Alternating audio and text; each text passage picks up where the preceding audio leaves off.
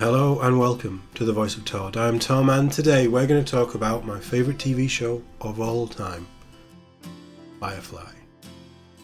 In this episode we're going to take a look at The Train Job, which is episode 2 of the series, and every Wednesday we're going to continue on with a new one until we get to Serenity, the film that rounded out the main story set up with the TV series. These reviews are filled with spoilers, so if you haven't seen Firefly, I personally vouch for it. You can probably tell I'm a bit of a fan. So go, take the weight off, grab a brew, take 45, and I'll see you later. If you're still here, then let's talk about The Train Job. Let's take a look at what our heroes are up to, and some of my favourite moments from this episode. Last week we tackled the opening two-parter, and in this episode, this one was actually the original aired pilot by Fox. Now you can start to see where Fox is messing with the formula a little bit with this episode. Well, we did go over my thoughts last week. You have hopefully watched that episode. If you haven't, there will be a link at the end of the video to go back and watch it. I honestly think that last week still works as the original pilot. It's much better setup. Twice the length, but it's a much better setup than this episode. But this episode does a good enough job of bringing you in. As I do these, I want to talk about some of my favourite moments, and I think this opening is absolute peak Firefly. The mixing of culture is a big thing in this show. We're in an Eastern bar, we have a belly dancer moving around, she passes Mal a note. That's this week's caper. And to be fair, I wouldn't be looking at her hands while she's moving around. Fantastic. But it's Unification Day. Now this is telling the audience who's the Alliance, what Unification Day is, and that the Browncoats, or the Independents, were beaten 6 years ago. It's all in there in the opening dialogue. But Mal, being a Browncoat, who actually fought in the Battle of Serenity, he's found his way in the worst place for a man like him to be at this time. Welcome to Captain Malcolm Reynolds. He's our hero, but he's not above starting a fight. He didn't really throw the first punch. He had Zoe do that. But he's a very quick thinking man, but we set him up this week. Compared to last week, definitely. Last week he feels very kind of grey morally. Quite Han Solo, A New Hope Han Solo, before he really starts his hero's journey. Whereas in this we get a bit more of an Indiana Jones vibe to me. He's still Han Solo. That's the archetype of the character of Mal. And I think that I'm maybe making this connection because Harrison Ford and Nathan Fillion are very similar actors. They're both very physical at times. They're both the way that they use dialogue, the way that they act is very similar, I think. Not a bad thing. I absolutely adore Harrison Ford and Nathan Fillion. And that's probably part of the reason. But we meet a character who starts a fight that needs his friends to come in and help him out. It's a fun little scene. Again, the dialogue's great. Dialogue through this entire episode and this show is fantastic. I do think that this works well in instantly pulling the audience in. You instantly like this character. Like all three. I mean, Jane's great. You get more of Jane in this than you really do, or the Jane that we come to know and love in this opening 4 or 5 minutes than we did last week. Although actually Jane did have some good moments last week. But Zoe comes off really well as well. Zoe is a total warrior woman. She is kicking ass in this. Really good opener, really good fun. But that brings us on to this week's job. And now we're moving into that kind of... Each episode is a self-contained job, mostly with this show. There are threads running through, the character arcs all continue on through, but the main focus for the episode is the job. The train job, surprisingly. But before we go and meet Niska, who is our big bad and the man who wants this job doing, we've got to do that thing of introducing the crew of the Serenity. And Serenity is mentioned by name in this, I don't think. But we've got to bring in the crew in a way that feels fresh, the people who have already seen the unaired pilot, and for people who are watching it at home now that the collection is complete. But in a way that the studio wanted them to make it. So we see Wash at the pilot station, with Kaylee underneath the console repairing it. So we have our pilot and our mechanic. Simon and River are in the med bay. Simon is being a doctor. And it's clear that River has something going on there. She's a little bit all over the place. She seems to know things that she probably shouldn't. Now I've always wondered, is River psychic? I don't think it's confirmed. And she probably isn't. But I get the feeling that she definitely has a deeper connection with the surrounding area and the things around her than everybody else. And that's clear here. So we've introduced Simon and River now onto Shepherd Buck. We get a little bit of tension between Buck and Mal.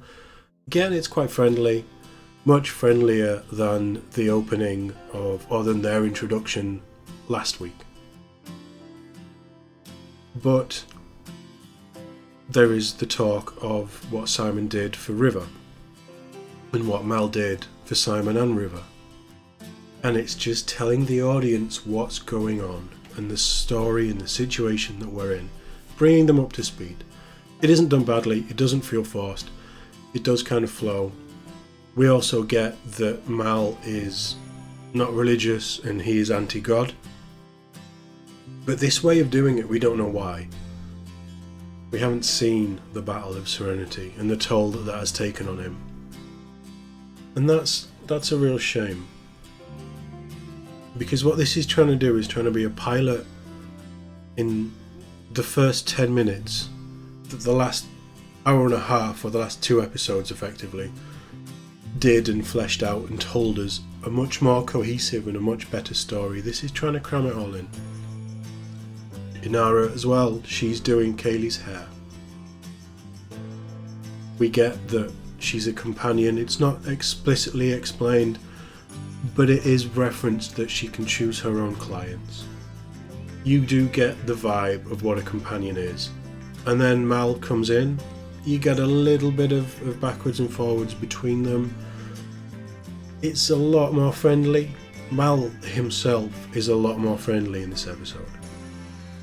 They've really changed what Mal could have been and what Mal is. And I think that's the studio's meddling. Again, I might be looking too much into this. I'm trying to look deeper with these reviews. I don't just want to tell you what happened, because that's kind of boring, right? You've seen it. If you're anything like me, you've seen it hundreds of times. I'm trying to tell you what I think about what I'm seeing it, when I'm thinking, or when I'm seeing it, what's going through my mind, and the subtle differences in things. Maybe it's things that you haven't picked up on. Maybe you've thought of all of this stuff. But Mal is very different this episode.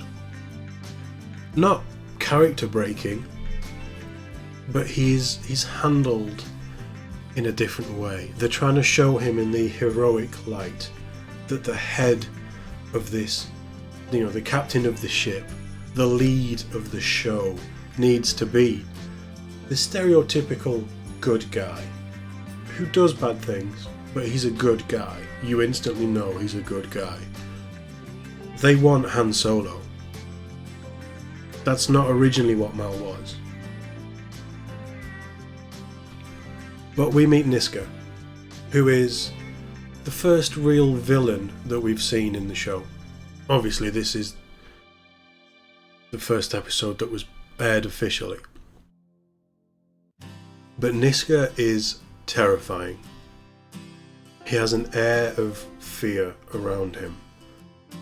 He's, I'm guessing, Eastern European.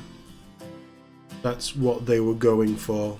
He's played by Michael Fairman, who is electric on screen. Again, it's all down to the dialogue. The dialogue is great. But Niska gives you a look at a very old-fashioned mob boss. It's all about respect. It's all about your reputation and what you can do. You need to prove that you can do things. Now, Niska has had his nephew tortured. We don't know why. Not really. But I get a feeling that Niska enjoys doing things like this. And Niska is someone who even Badger, who we saw last week, would shy away from doing business with. But Mal has to keep Serenity flying. He takes the job without asking too many questions. Again, this is a very big contrast to last week, where everything was about getting paid. It was in such a dire situation that they needed the money. You don't really get that feeling with this episode. They're taking the job, they want the money, they're capable of doing the job, but there isn't that pressing concern of, if we don't do it, we don't eat and the ship drops out the sky. So they've kind of trimmed that out of this. And then we're really onto the caper itself. Steal some cargo from a moving train, hand it off. It's that straightforward. That's the episode. What makes this great is the interactions of the crew and the characters as they're moving through the story. Now, there's two moments I want to talk about before we really get towards the heist. The first one is Buck and Inara in the galley. Again, we get that moment of Buck looking for reassurance from Inara. They're of very similar stature in society. She's a companion, he's a shepherd. They both are looked to by the masses as a source of wonder, I guess. I don't really know. I'm not religious in any way. But if you are religious and you live in a backwards planet in the verse where there is no real law and it's all a bit bleak, religion is probably something, and the person who brings you that religion is probably someone who you would look on favourably. Same with Inara. She can choose her clients. If she chooses you, you are deemed worthy of her time. Yes, you pay for it, but you are getting the companion experience. And they have that, while very different ways of going about it, that connection with people and how people perceive them, which is used in this episode to brilliant effect when things go a little bit wrong and we need to rescue Mal and Zoe. But Buck lets slip that he wants to help. We know he's very capable. We know that he can do it. And again, with everything that Buck is saying, and it might just be me knowing his backstory, I might be thinking too much about it. But it's almost like he's letting little things slip. He knows who Niska is. He knows that Niska isn't somebody you want to mess with. He knows people like Niska. Jane picks up on that, saying, you know, what's a shepherd like you do knowing something like that? There are so many little moments that feed into this, and the idea of where they were going to take Buck. Sadly, we didn't see it. But we get the feeling that Buck wants to help. Inara is in exactly the same place. She wants to help, she can't. We get the moment where we realise that she's into Mal as well. There is that loving... It's more than just her nature. She is genuinely interested in Mal's well-being, and she genuinely worries for him. It's the first will they won't they romance of the show. The second one is Kaylee and Simon, which I suppose was introduced last week in more of an open way. But I love every time Kaylee and Simon are in a room together. The awkwardness of both conversations. The way that he's so smart, so educated, yet incapable of talking to Kaylee. And Kaylee is not. She's the best mechanic, probably in the verse. She's an amazing mechanic, but she isn't highly educated. She doesn't know posh words, and she makes a fool of herself half the time. It's so adorable. It's brilliant. And the will they won't they trope is so tired, it's so boring, but in this show, probably because I love all the characters so much, it works for me. It also probably helps that I've seen the show so many times that I just find this stuff cute now. I think I've said this, I'm going to say this all the time, I've said it before. The dialogue is what makes this show amazing.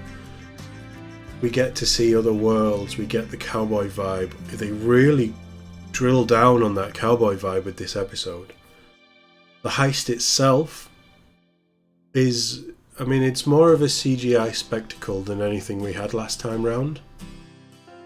With the train moving, Serenity flying in, lowering Jane down, taking the cargo. And watching it, and I know the train job. But as I was watching, I was thinking, this is stolen by the Han Solo film. They took so much Firefly and tried to make it Star Warsy with that Han Solo film. It's maybe why I'm not a big fan of the Solo film, because it isn't Star Wars. That's a totally different review. And maybe I will review Solo Story, was it called? Maybe I will review that down the line. But watching it, you can just see where this episode in particular is exactly what they were wanting for that film. As I say, that's a different conversation. But this episode is very much rewriting Mal in a favourable light and laying the threads of future episodes. We get River freaking out with 2x2 hands of blue, which is repeated twice, and then we finally see them at the end.